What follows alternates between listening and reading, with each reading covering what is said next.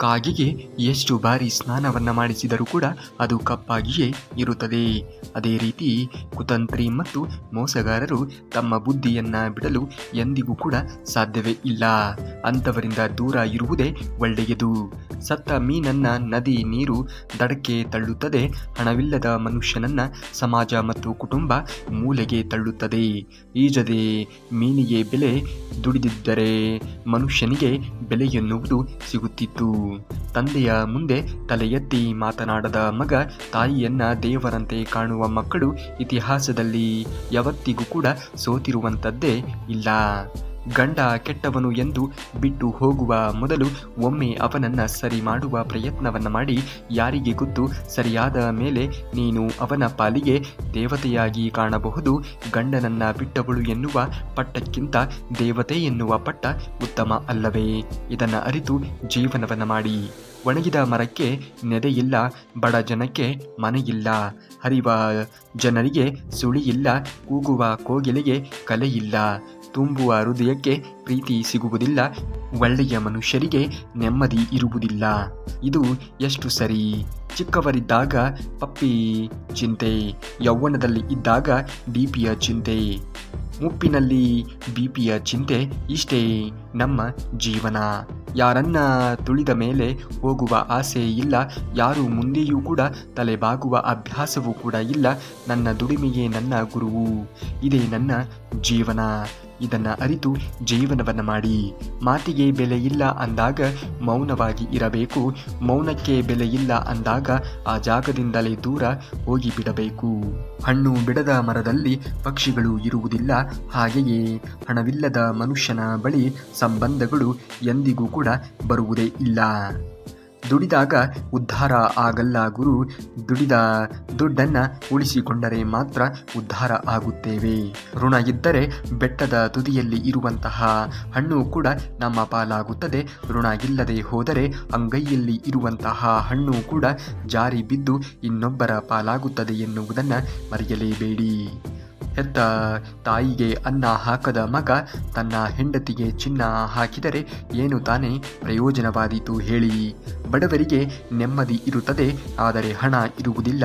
ಶ್ರೀಮಂತನಿಗೆ ಹಣ ಇರುತ್ತದೆ, ಆದರೆ ನೆಮ್ಮದಿ ಇರುವುದಿಲ್ಲ. ಹಣ ಮತ್ತು ಗುಣ ಮತ್ತು ನೆಮ್ಮದಿ ಇದ್ದವರಿಗೆ ಈ ಭೂಮಿಯ ಮೇಲೆ ಹೆಚ್ಚು ದಿವಸಗಳ ಕಾಲ ಜಾಗ ಎನ್ನುವುದೇ ಇರದಂತೆ ಆಗಿರುತ್ತಾರೆ.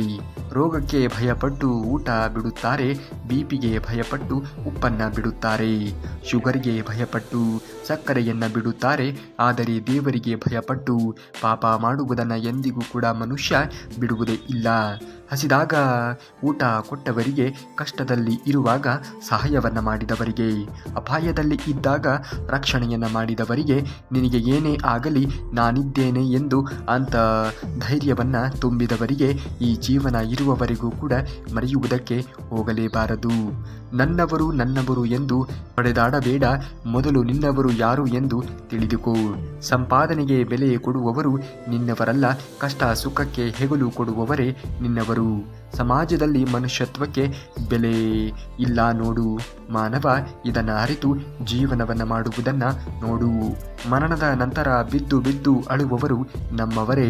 ಬದುಕಿರುವಾಗ ಮಾತಿನಲ್ಲಿ ಚುಚ್ಚಿ ಚುಚ್ಚಿ ಕೊಲ್ಲುವವರು ಕೂಡ ನಮ್ಮವರೇ. ಈ ಬದುಕೆಂಬ ನಾಟಕದಲ್ಲಿ ಏಳು ಬೀಳುವಿನ ಪಾತ್ರಧಾರಿಯೂ ಕೂಡ ನಮ್ಮವರೇ ಎನ್ನುವುದನ್ನು ಮರೆಯಲೇಬೇಡಿ.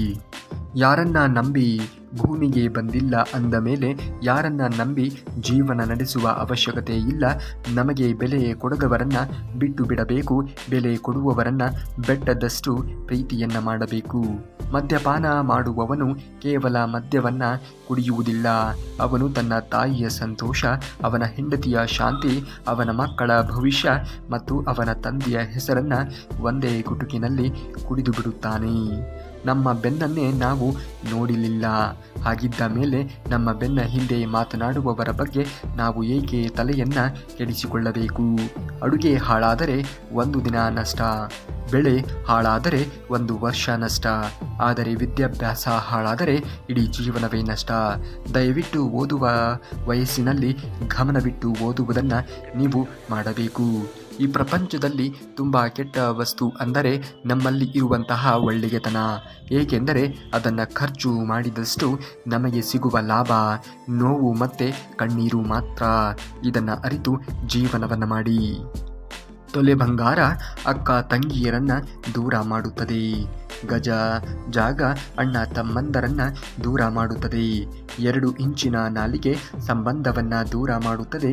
3 ಕಾಸಿನ ನೋಟು 6 ಅಡಿ ಮನುಷ್ಯನನ್ನ ತನ್ನಂತೆಯೇ ಆಡಿಸುತ್ತದೆ. ಯಾವುದು ನಿಮಗೆ ಮುಖ್ಯ ಅದನ್ನು ಮಾತ್ರ ಮಾಡಿ.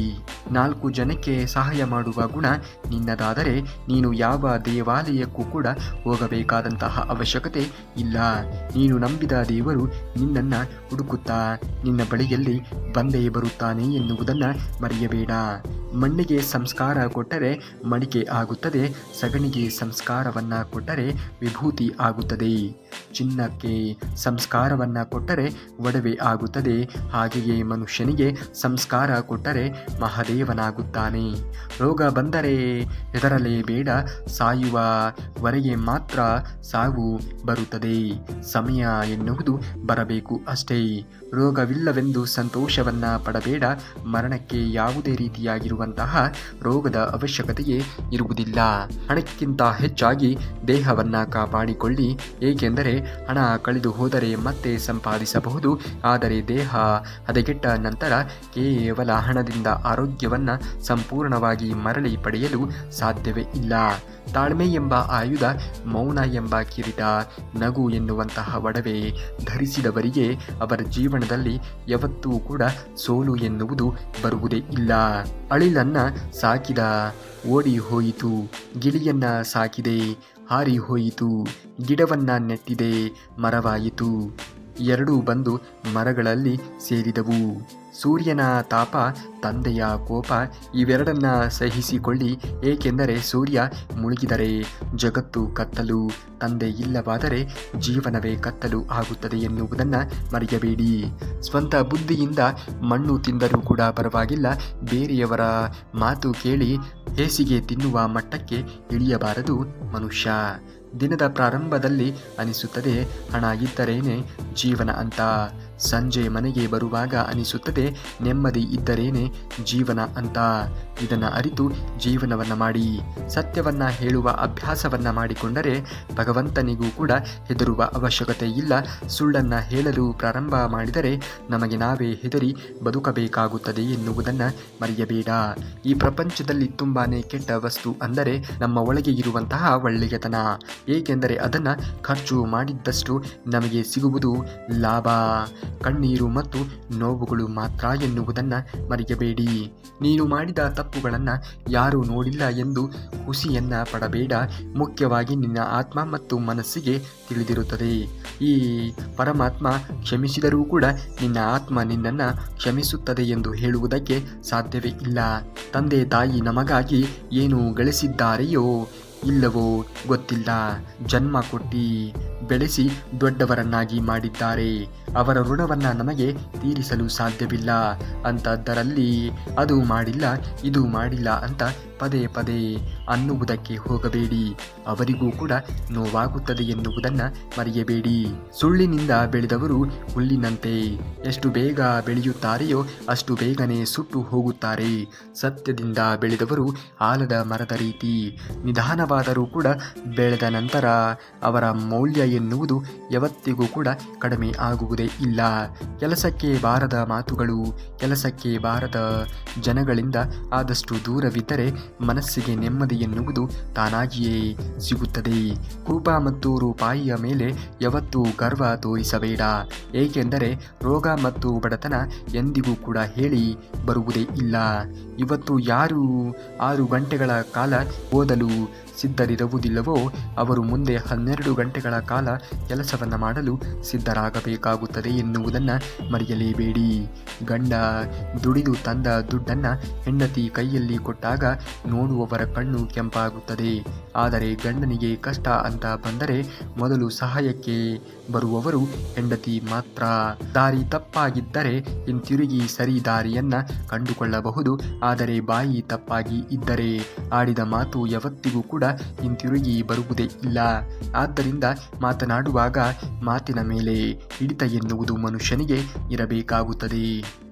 ಸಂಪತ್ತು ಎಷ್ಟೇ ಇದ್ದರೂ ಕೂಡ ಸರಳತೆ ಮಾತ್ರ ಮನುಷ್ಯನಿಗೆ ಒಳ್ಳೆಯ ಗೌರವವನ್ನು ತಂದುಕೊಡುತ್ತದೆ. ಏಕೆಂದರೆ ಸಂಪತ್ತಿಗೆ ಬೆಲೆ ಕಟ್ಟಬಹುದು, ಆದರೆ ಸರಳತೆಗೆ ಬೆಲೆಯನ್ನು ಕಟ್ಟುವುದಕ್ಕೆ ಸಾಧ್ಯವೇ ಇಲ್ಲ. ಮನುಷ್ಯ ಬದುಕಿರುವಾಗಲೇ ಸಾಯುವ ಹಾಗೆ ಮಾಡುವ ಎರಡು ಬಲವಾದ ಆಯುಧ ಅಂದರೆ ಒಂದು ಅವಮಾನ, ಇನ್ನೊಂದು ಅನುಮಾನ. ಇವೆರಡನ್ನ ನೀವು ಜಯಿಸಬೇಕು. ನೀನು ತಲೆ ಬಾಗುವುದರಿಂದ ಸಂಬಂಧ ಉಳಿದರೆ ಬಾಗಿಬಿಡು. ಆದರೆ ಪ್ರತಿ ಬಾರಿಯೂ ಕೂಡ ನೀನೇ ಬಾಗುವುದಾದರೆ ಬಾಗುವುದನ್ನೇ ಬಿಟ್ಟು ಬಿಡು. ಪ್ರಪಂಚದಲ್ಲಿ ಒಳ್ಳೆಯತನ ನಿನ್ನಲ್ಲಿ ಇದ್ದರೆ ಸಮಯ ಬಂದಾಗ ಮಾತ್ರ ಇನ್ನೊಬ್ಬರಿಗೆ ಖರ್ಚನ್ನ ಮಾಡು. ಸಿಕ್ಕವರಿಗೆಲ್ಲ ನಿನ್ನ ಒಳ್ಳೆಯತನವನ್ನು ಖರ್ಚು ಮಾಡಿದರೆ ನೋವು ಎನ್ನುವುದು ಖಚಿತ.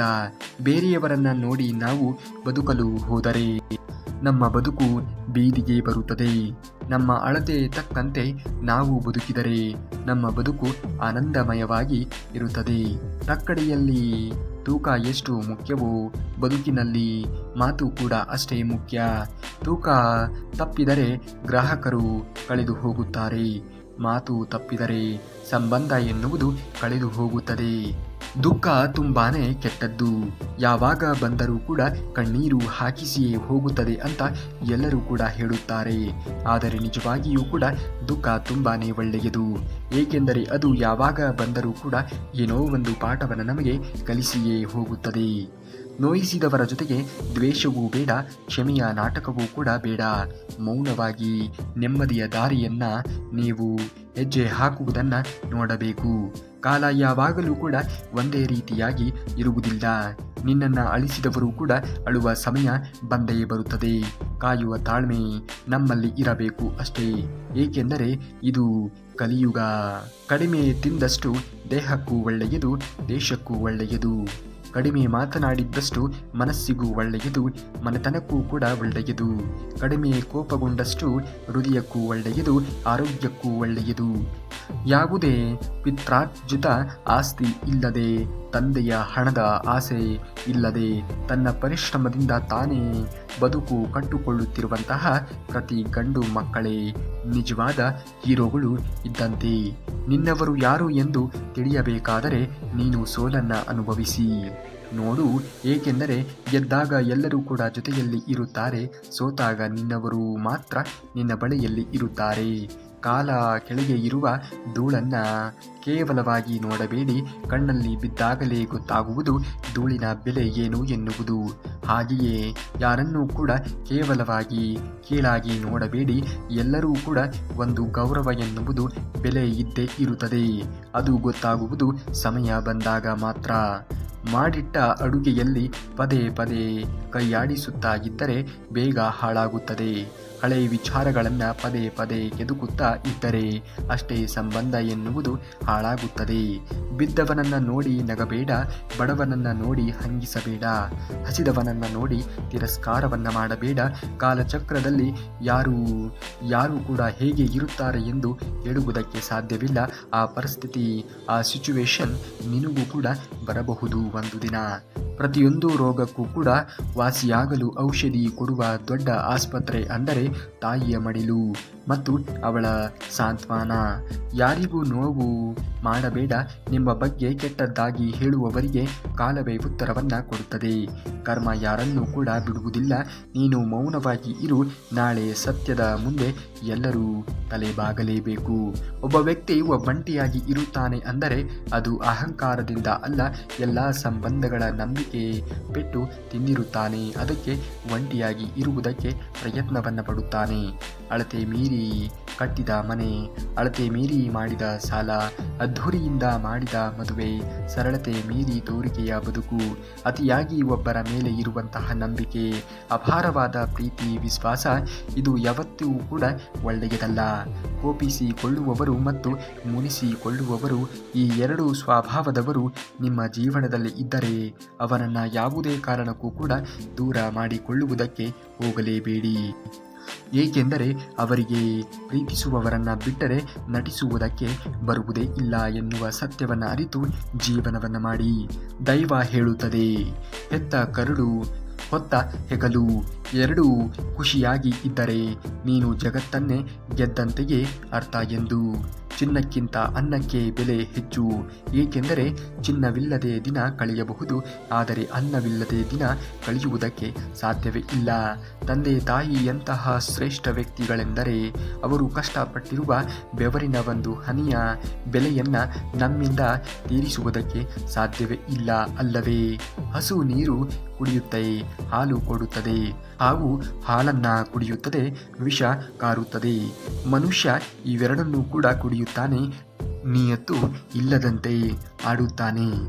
ನಾವು ಹುಟ್ಟಿದಾಗ ನಮ್ಮನ್ನು ನೋಡಲು ಯಾರೂ ಕೂಡ ಬಂದಿದ್ದರು ಎಂದು ನಮಗೆ ಗೊತ್ತಿರುವುದಿಲ್ಲ. ನಾವು ಸತ್ತಾಗ ನಮ್ಮನ್ನು ನೋಡಲು ಯಾರು ಬರುತ್ತಾರೆಯೋ ಇಲ್ಲವೋ ಗೊತ್ತಿಲ್ಲ.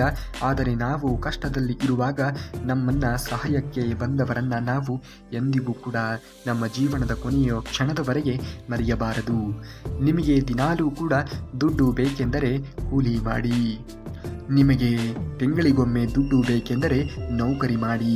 ನಿಮಗೆ ಜೀವನ ಪೂರ್ತಿ ದುಡ್ಡು ಬೇಕೆಂದರೆ ವ್ಯಾಪಾರವನ್ನು ಮಾಡುವುದನ್ನು ನೋಡಿ. ಮೊದಲು ತಾಯಿಯ ಪಾದಗಳನ್ನು ಮುಟ್ಟಿ ನಮಸ್ಕರಿಸಿ, ನಂತರ ದೇವಸ್ಥಾನಕ್ಕೆ ಹೋಗಿ. ಏಕೆಂದರೆ ತಾಯಿಗಿಂತ ದೊಡ್ಡ ದೇವರು ಯಾರೂ ಕೂಡ ಇಲ್ಲ ಎನ್ನುವ ಸತ್ಯವನ್ನು ಅರಿತು ಜೀವನವನ್ನು ಮಾಡಿ. ನಮ್ಮನ್ನು ಅವರ ಅವಶ್ಯಕತೆಗೆ ತಕ್ಕಂತೆ ಬಳಸಿಕೊಳ್ಳುವವರು ಬುದ್ಧಿವಂತರು. ಅವರು ನಮ್ಮನ್ನು ಬಳಸಿಕೊಳ್ಳುತ್ತಿದ್ದಾರೆ ಎಂದು ಗೊತ್ತಿದ್ದರೂ ಕೂಡ ಮತ್ತೆ ಮತ್ತೆ ಅವರನ್ನು ನಂಬುವ ನಾವು ಅತಿ ದಡ್ಡರು. ಮಗುವಾಗಿ ಅಪ್ಪನ ಹೆಗಲೇರುವ ಮಗಳು ದೊಡ್ಡವಳಾದ ಮೇಲೆ ಅಪ್ಪನ ಕಣ್ಣೀರು ಒರೆಸುವ ಅಮ್ಮನಾಗಿ ಬಿಡುತ್ತಾಳೆ. ಮನೆ ಅಂದ ಮೇಲೆ ಕಸ ಇರುತ್ತದೆ, ಬದುಕು ಅಂದ ಮೇಲೆ ಕಷ್ಟ ಇರುತ್ತದೆ. ಕಸವಾದರೆ ಗೂಡಿಸಬೇಕು, ಕಷ್ಟವಾದರೆ ಜಯಿಸುವುದನ್ನು ನೋಡಬೇಕು. ಸುಳ್ಳು, ಮೋಸ, ದ್ರೋಹ, ವಂಚನೆ, ದೇವರ ಬಳಿ ಸಾಲ ಪಡೆದಂತೆ ಒಂದಲ್ಲ ಒಂದು ದಿನ ಬಡ್ಡಿ ಸಮೇತ ಕಟ್ಟಲೇಬೇಕು. ಸತ್ಯ, ದಾನ, ಧರ್ಮ, ನ್ಯಾಯ, ನೀತಿಗಳು ದೇವರ ಉಳಿತಾಯ ಖಾತೆಗೆ ಜಮಾ ಮಾಡಿದಂತೆ ಕಷ್ಟ ಕಾಲದಲ್ಲಿ ಸಹಾಯಕ್ಕೆ ಬಂದೇ ಬರುತ್ತದೆ. ಅಕ್ಕರೆ ಇಲ್ಲದ ಸಂಬಂಧಕ್ಕೆ ನಾವು ಬಿಕ್ಕಿ ಬಿಕ್ಕಿ ಕಣ್ಣೀರನ್ನು ಇಟ್ಟರೆ ಏನು ತಾನೇ ಅದು ಪ್ರಯೋಜನವಾದೀತು? ಬೇವಿನ ಕಹಿಯೇ ಹೊರತು ಬೆಲ್ಲದ ರುಚಿಯನ್ನು ಅದು ಕೊಡುತ್ತದೆ ಎಂದು ಹೇಳುವುದಕ್ಕೆ ಸಾಧ್ಯವೇ ಇಲ್ಲ. ಭಿಕ್ಷೆ ಬೇಡಿ ಬದುಕು ಪರವಾಗಿಲ್ಲ, ಆದರೆ ಇನ್ನೊಬ್ಬರ ಮನೆ ಹಾಳು ಮಾಡಿ ಬದುಕಬೇಡ. ಇದನ್ನು ಅರಿತು ಜೀವನವನ್ನು ಮಾಡು. ಒಬ್ಬರ ಮೇಲೆ ಅತಿಯಾದ ಪ್ರೀತಿ ಇದ್ದಾಗ ಮಾತ್ರ ಅವರ ಮೇಲೆ ಕೋಪ ಮಾಡಿಕೊಳ್ಳುತ್ತೇವೆ, ಬೈಯುತ್ತೇವೆ, ಜಗಳವನ್ನು ಮಾಡುತ್ತೇವೆ, ಮಾತು ಬಿಡುತ್ತೇವೆ. ಅತಿಯಾದ ಪ್ರೀತಿ ಇದ್ದವರಿಗೆ ಮಾತ್ರ ಈ ರೀತಿಯಾಗಿ ಆಗುವುದಕ್ಕೆ ಸಾಧ್ಯ. ನಾವು ಹುಟ್ಟಿದ ದಿನದಿಂದ ಸಾಯುವವರೆಗೂ ಕೂಡ ನಮ್ಮ ಬಗ್ಗೆ ಅತಿ ಹೆಚ್ಚು ಕಾಳಜಿ ವಹಿಸುವವರು ಅಂದರೆ ಅವು ಕೇವಲ ನಮ್ಮವರು, ಅಂದರೆ ನಮ್ಮ ಹೆತ್ತವರು ಮಾತ್ರ. ಮನುಷ್ಯನಿಗೆ ಮನುಷ್ಯನನ್ನು ಕಂಡರೆ ಆಗುವುದಿಲ್ಲ, ಏಕೆ ಗೊತ್ತೇನು? ಎಲ್ಲಿ ಅವನು ತನ್ನ ಸಮಾನವಾಗಿ ಬೆಳೆದು ನಿಲ್ಲುತ್ತಾನೆ ಎನ್ನುವಂತಹ ಸ್ವಾರ್ಥ ಎನ್ನುವುದು ತುಂಬಿರುತ್ತದೆ. ಕತ್ತಲೆಯನ್ನು ಮೀರಿ ಬೆಳಕು ನೀಡುವುದರಿಂದಲೇ ದೀಪಕ್ಕೆ ಬೆಲೆ. ಹಾಗೆಯೇ ಕಷ್ಟಗಳನ್ನು ಮೀರಿ ಬೆಳೆದು ನಿಂತಾಗಲೇ ಬದುಕಿಗೆ ಒಂದು ಬೆಲೆ ಎನ್ನುವುದು ಸಿಗುವುದಕ್ಕೆ ಸಾಧ್ಯವಾದೀತು. ಕುದುರೆ ಓಡುವುದನ್ನು ನೋಡಿ ಕತ್ತೆ ಓಡಿದರೆ ಅದು ರೇಸ್ ಆಗುವುದಿಲ್ಲ. ಅಲ್ಲಿ ಎಲ್ಲರೂ ಕೂಡ ಓಡುತ್ತಾರೆ ಅಂತ ನೀನು ಓಡಬೇಡ. ನಿಲ್ಲುವ ಕಡೆ ಗತ್ತಿನಿಂದ ನಿಲ್ಲು, ನಿಲ್ಲುವ ಕಡೆ ಮೌನವಾಗಿ ಗೆಲ್ಲುವುದನ್ನು ನೋಡು. ಬದುಕು ಎಷ್ಟೇ ನೋಯಿಸಿದರೂ ಕೂಡ ಬದುಕಬೇಕಿದೆ. ಮನುಷ್ಯ ಎಷ್ಟೇ ನೊಂದರೂ ಕೂಡ ನಗಬೇಕಿದೆ. ಕೆಲವು ನೋವುಗಳು ಮರೆಯಾಗದೇ ಇದ್ದರೂ ಕೂಡ ಮರೆಯಬೇಕಿದೆ. ಅಂದುಕೊಂಡಿದ್ದು ಆಗದೇ ಇದ್ದಾಗ ಹೊಂದಿಕೊಂಡು ಹೋಗುವುದನ್ನು ನಾವು ಬದುಕಿನಲ್ಲಿ ಕಲಿಯಬೇಕಿದೆ. ಇದೇ ಜೀವನ. ಜನ್ಮ ಕೊಟ್ಟ ತಂದೆ ತಾಯಿಯರಿಗೆ, ಅಕ್ಷರ ಕಲಿಸಿದ ಗುರುಗಳಿಗೆ, ಅನ್ನ ನೀಡುವ ರೈತರಿಗೆ, ದೇಶ ಕಾಯುವ ಸೈನಿಕರಿಗೆ, ಇವರೆಲ್ಲರಿಗೂ ಕೂಡ ತಲೆಬಾಗಿ ಗೌರವವನ್ನು ಕೊಡುವುದನ್ನು ನೋಡಿ. ಸೌಂದರ್ಯಕ್ಕೆ ಮಹತ್ವ ಕೊಟ್ಟರೆ ಅದು ಒಂದು ದಿನ ಮುಪ್ಪಾಗುತ್ತದೆ. ಹಣಕ್ಕೆ ಮಹತ್ವ ಕೊಟ್ಟರೆ ಅದು ಖಾಲಿಯಾಗುತ್ತದೆ. ಗುಣವನ್ನ ಎತ್ತಿ ಹಿಡಿದರೆ ಅಥವಾ ಅದಕ್ಕೆ ಮಹತ್ವ ಕೊಟ್ಟರೆ ಅದು ಒಂದು ದಿನ ನಿನಗೆ ಗೌರವವನ್ನ ಹೆಚ್ಚಿಸಿ ಕೊಡುತ್ತದೆ. ಜಾಸ್ತಿ ಒಳ್ಳೆಯವರಾಗಿ ಬದುಕಬೇಡಿ, ಏಕೆಂದರೆ ಈ ಸುಳ್ಳು ಸಮಾಜದಲ್ಲಿ ಒಳ್ಳೆಯತನಕ್ಕೆ ಬೆಲೆನೇ ಇರುವುದಿಲ್ಲ. ಈ ಸತ್ಯವನ್ನು ಅರಿತು ಜೀವನವನ್ನು ಮಾಡುವುದನ್ನು ನೋಡಿ, ಆಗುವುದೆಲ್ಲ ಒಳ್ಳೆಯದೇ ಆಗುತ್ತದೆ. ನೀವೇನಾದರೂ ಶ್ರೀಕೃಷ್ಣ ಪರಮಾತ್ಮನ ಭಕ್ತರೇ ಆಗಿದ್ದರೆ ತಪ್ಪದೆ ಈ ವಿಡಿಯೋಗೆ ಒಂದು ಲೈಕನ್ನು ಮಾಡಿ. ಇನ್ನು ನಾಳೆ ಶ್ರೀಕೃಷ್ಣ ಪರಮಾತ್ಮನ ಮತ್ತಷ್ಟು ವಚನಾಮೃತದೊಂದಿಗೆ ನಿಮ್ಮ ಮುಂದೆ ಬರುವವರೆಗೂ ಧನ್ಯವಾದ. ಕರುನಾಡಿಗೆ.